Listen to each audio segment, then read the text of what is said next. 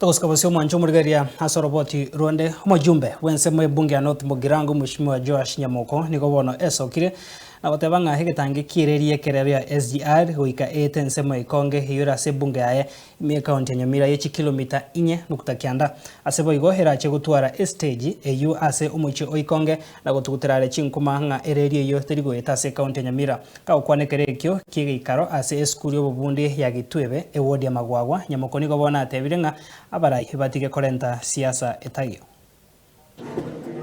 Na for the last almost 2 weeks abantu baokwane SGR throughout SGR yego etanyamira se constituency ya North Mugirango tinda ronde bwens okuruoro ro usomura yonde bwens ko North Mugirango kubolie yore SGR wale watu ambao wanaongea juu ya SGR wengine ni kutoka nje. But we have the information that we have SGR ambayo inapita hapa. It covers about 4.9 kilometers as a constituency ya North Mugirango. Na ile ambao kidogo watu walikuwa wanataka kuongea sana juu yake ni juu ya station ambayo inajengwa huko Ikonge.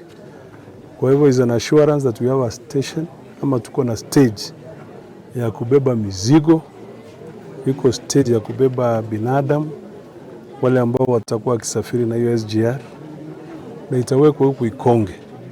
Kwa hivyo I'm just asking the leaders wasiwe na mislead watu. If they want to seek information they can watafute hiyo information mahali iko. I know the initial design vile ilikuwa haikuweko hiyo station haikuweko, but we requested the president when we had a meeting with him in October last year huko Kisii wakati alikuja kuabudu pamoja na sisi. So tukawa na mkutano tukamwambia aweke hiyo station.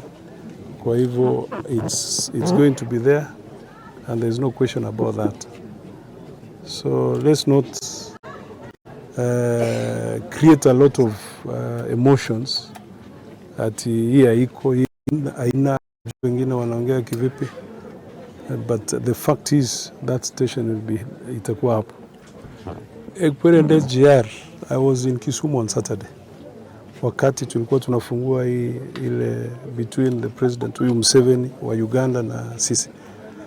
Hiyo train wakati inatoka Naivasha itapitia Narok, ipite Bomet, iguze Kericho, iguze Nyamira County, iende Kisumu, iende mpaka Malaba huko.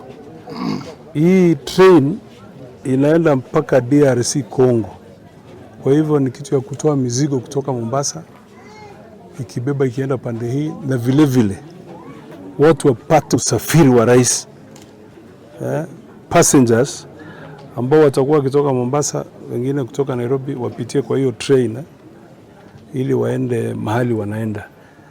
So it's going to open up because we expect kupitia kwa hii njia imetengezwa inaitwa Kisii Chemosit Road inaenda mpaka Isabania.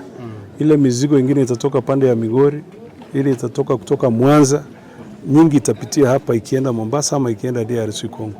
So it's a very massive project and that's why you saw the president wa Uganda kifika hapa, kwa sababu after Malaba yeye ndiye atatake over so that hiyo train itengezwe. Ndio nilikuwa nasema tusiwe tunakuwa casual in our discussions.